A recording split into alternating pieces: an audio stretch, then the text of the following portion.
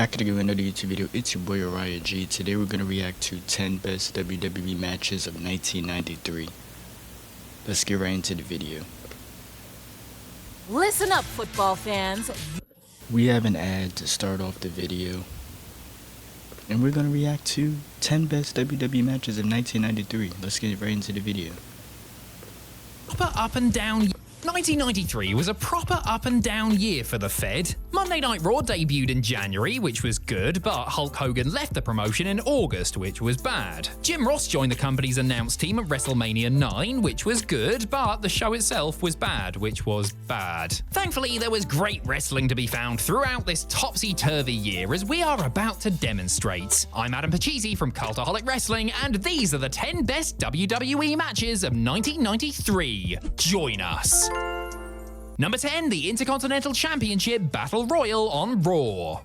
After Shawn Michaels didn't defend his Intercontinental Championship within 30 days, that little rascal, a Battle Royal was made for the October 4th episode of Raw to crown a new champion, sort of. 20 men would start in the ring, with the final 2 going through to the following week's show, where the title holder would be decided in a singles match. Why WWE decided to go down this route, I will never know, but I learned long ago not to question their decision-making. Well, Battle Royals, they don't usually have Battle Royals like that anymore, but Battle Royals on Raw, SmackDown, they used to put on good matches. This over-the-top rope contest was full of stars of all shapes and sizes, from the 1-2-3 Kid to Bob Backlund, Randy Savage to Bastion Booger. Giant Gonzalez and Mabel were eliminated early, thank God, before the other contestants gradually whittled themselves down. The Macho Man looked like he might be in with a shot before the Quebecers and Rick Martel teamed up to chuck him out. Cue a 3-on-1 assault on Razor Ramon, only for the bad guy to cleverly dodge an attack, causing Pierre to act. I literally have my Razor Ramon hoodie on right now as he's talking about Razor Ramon. Hold on. Wait. Yeah, the bad guy. Alright, let's go. I'm trying to get I might get a Bret Hart pink and black and white Bret Hart hoodie next, but I'll probably wait on that for a while.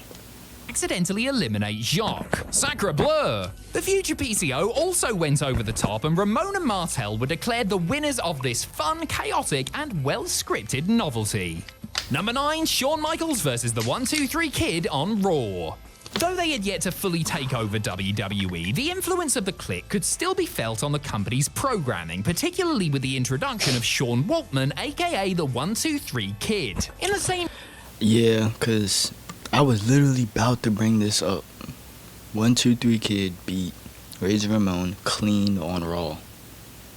That's what he's about to say. Yeah, that he beats Razor Ramon in an all-time great Raw moment, Kid had another memorable Monday when he took on his real-life chum Shawn Michaels on December 6th. On the same night that Bobby Heenan was banished from the company, the future X-Pac put on a great babyface performance against the bigger man, which is a very odd way to refer to Shawn Michaels, but it's true. The bully HBK shoved the Kid around like he was nothing, only for the one-time jobber to fight back with his unique high-flying offense. He still took one hell of a beating though, including back-to-back Razor's edges and a brutal power slam on the outside. Ultimately, this was all to serve Shawn's storyline with Razor Ramon, who came out to brawl with the showstopper and end the match in a DQ, but this was still a great display from the youngster and a vision of things to come in a Clique-controlled world.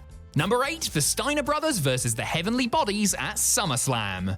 You would be forgiven for forgetting that when Jim Cornette debuted for WWE in 1993, he did so as the leader of something of an invasion by his own promotion, Smoky Mountain Wrestling. Corny set his sights on the World Tag. I do not know too much about that promotion, but I do know those World Tag Team Wrestling Champions. I think, what was it? The old school Hart Dynasty? No, not Hart Dynasty. The Hart Foundation. They were holding those titles. It was like Bret Hart, Jim Neidhart, I think they held those titles before. Team Championship, so charged his team of the Heavenly Bodies, Tom Pritchard and Gigolo Jimmy Del Rey, with defeating reigning champions, the Steiners. All they had to do was beat up a couple of jacked up freaks who were every bit as agile as they were terrifying. How hard could it be? Though they only got 9.5 minutes for their match at SummerSlam, the Steiners and the Bodies put on a fantastic show. Tom and Jimmy showed off moves that were years ahead of their time, while Scott and Rick wowed with their ability to move like ballet dancers despite both being the size of an aircraft carrier. Scotty hit his trademark Frankensteiner on Bruce's brother, allowing his brother to get the pin. It would have been nice to see these two great teams go at it for longer, but I guess the company had to make more room for that classic Lex Luger-Yokozuna main event, you know? Number 7, Bret Hart vs. Bam Bam Bigelow at King of the Ring. At the first ever King of the Ring pay-per-view, the same night that Hulk Hogan lost the world title to Yokozuna in his final televised WWE match for almost a decade, Bret Hart cemented himself as a top guy by winning the crown and scepter. Spoilers for this match, by the way. His final opponent in the tournament was Bam Bam Bigelow, who had had a much easier route to the final. Bigelow dominated his foe in the early stages, but the Hitman was always at his best with his back against the wall, so he was able to pull out a stonking performance to take down the Beast from the East. It looked as if Triple B had scored the pin, but this decision was reversed once the referee learned that Luna had smacked Bret with a chair behind his back. The excellence of execution then mounted a spirited comeback, which ended with him rolling up the flame-headed giant to win for realsies. A great big man little man affair that had shades of Hart's matches with Yokozuna, only much better. This was a sign that Bret definitely had what it took to be a top guy in the company. Number 6, Bret. Imagine being able to build an app with your name on it. I was supposed to mute that a couple seconds in. I don't know why the cursor button was not clicking. Ramon at Royal Rumble. While Scott Hall never won a world title in either WWE or WCW, which is a complete travesty by the way, he did compete in matches for the top prize, and one of Now this right here sounds like a good match. Bret Hart versus Razor Ramon. his best took place at the 1993 Royal Rumble. The defending champion was Bret Hart, a good opponent for anyone, and Ramon was building some serious momentum less than a year into his Federation run. The match began tremendously when Bret gave his sunglasses to a child in the front row, only for Razor to flick his toothpick at the same kid. He then proceeded to throw Bret around with the same reckless abandon, although sadly not into the face of that child. Would have been funny though. Hart fought back by targeting the bad guy's leg, which eventually bore fruit when the Hitman managed to lock in a sharpshooter. Two different styles of wrestling though, because Bret Hart, he's more of a submission specialist. Razor Ramon, he's like he's not a brawler, he's not a submission, he's not a high flyer. I say he's more of a powerhouse wrestler. Powerhouse versus submission.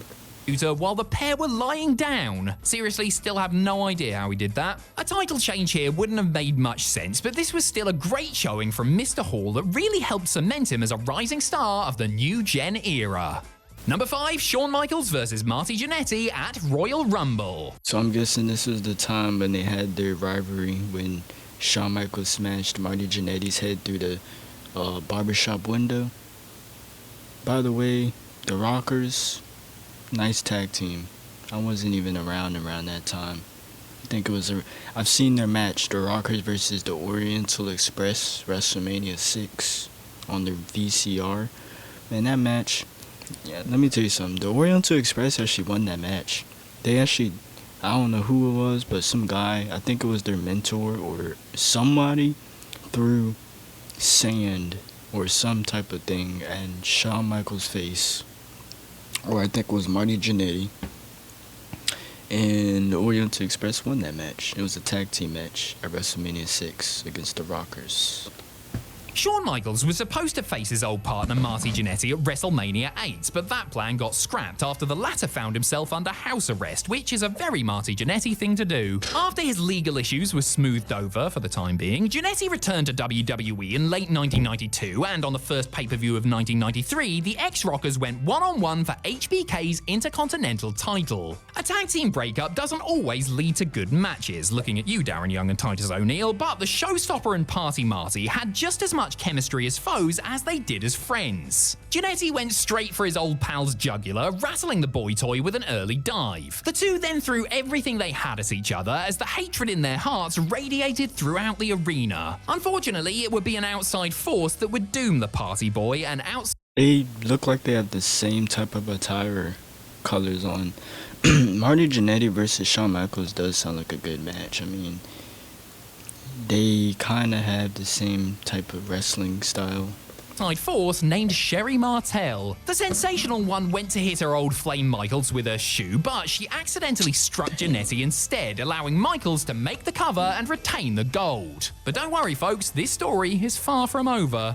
Number 4, Shawn Michaels versus Marty Jannetty on Raw. Oh, they had another match. Okay, their rivalry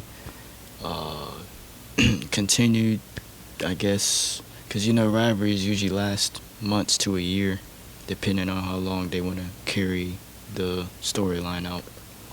After his classic with Michaels at the Rumble, Marty Jannetty got himself released after allegedly being under the influence of alcohol and drugs, which is the least necessary use of the word allegedly in human history, by the way. For some reason, WWE decided to rehire this walking liability, leading to another match with Shawn for the IC belt, this time on the May 17th episode of Monday Night Raw. Jannetty emerged from the crowd in a genuinely shocking moment, accepting Shawn's open challenge to the horror of his former partner. The champion tried to protest, but the match was made official, and what a match it was. HBK used every dirty trick in the book, cheap shots, grabbing the tights, you name it, but Marty still found a way to kick out. After several near falls, including a beautiful crossbody, MJ got a massive assist from Mr. Perfect, who distracted Michaels long enough for him to get rolled up. So Marty Jannetty won this match, okay.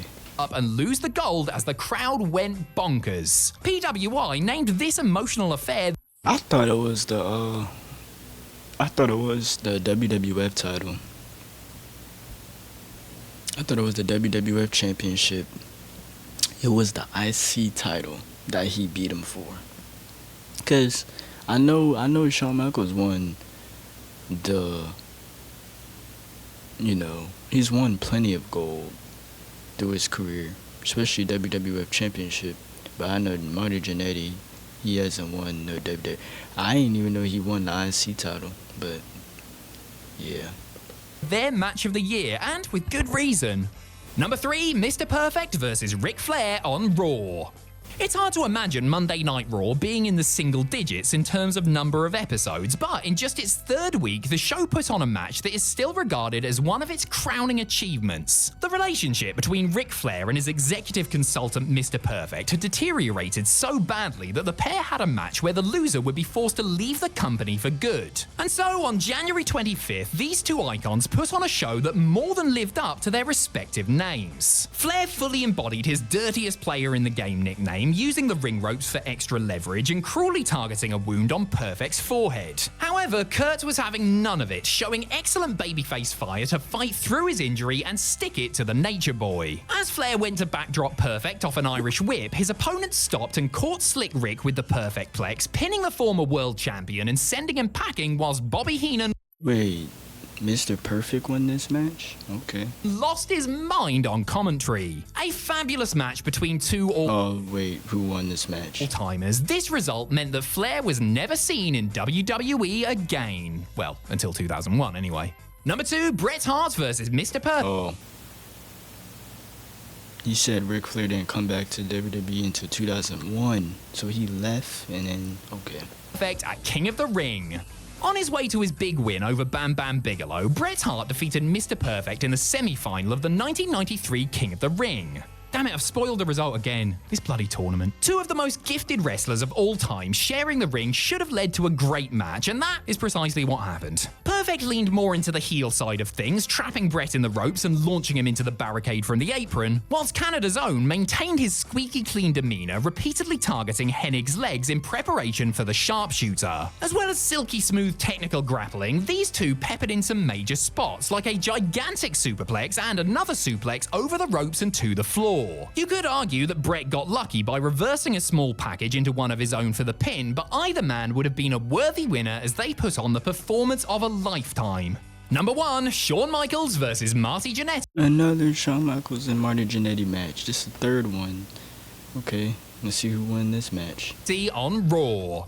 The third and final televised singles encounter between Shawn Michaels and Marty Jannetty might not have happened on pay-per-view, but that didn't stop it from feeling big time. After Jannetty lost the IC title back to Michaels at a house show thanks to a little help from the debuting Diesel, the belt was once again on the line and MJ once again found himself as the challenger. Over the course of 23 wonderful minutes, the pair built perfectly on the story laid down in their previous matches. Michaels was still the cheating heel, but now with Diesel in his corner, he could afford to be even cockier. As for Marty, he was still the conquering babyface, even if he had been fired approximately 30 times by this point. After some electric wrestling between two great performers, Marty could have been So Marty Jannetty got in a lot of trouble with WWF, WWE. Alright, that was 10 best WWE matches of 1993. Tell me what you guys want to see next in the comments down below. I got more videos coming. Stay tuned, subscribe, like, comment, and yeah, more videos coming. And yeah, you're all out.